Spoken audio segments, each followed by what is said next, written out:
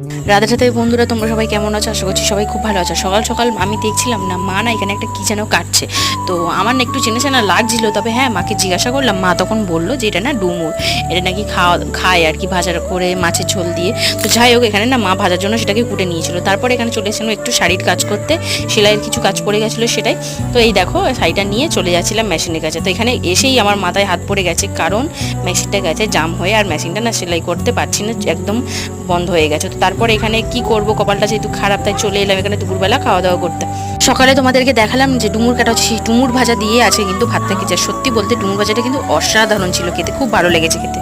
দুপুরে তো একাই ভাত খেয়েছি, কারণ বর তো আজকে কাজে গেছিলো ক্যামেরা করতে, তার জন্য। তো তারপর এখানে বৃষ্টির ওয়েদার এনজয় করতে করতে একটু সেলাই করে নিচ্ছিলাম, কিছু সেলাই বাকি ছিল সেইগুলোই করে নিলাম, কাস্টমারকে দিতে হবে তো তার জন্য। তারপর না এখানে সন্ধ্যাবেলা এত জোরে বৃষ্টি হয়েছিল যে লোডশেডিং হয়ে গেছিলো, আর বৃষ্টি হওয়া মানে লোডশেডিং তো হবে, সেই অন্ধকারে রান্না করলাম। আজকের মতো টাটা, কেমন লাগলো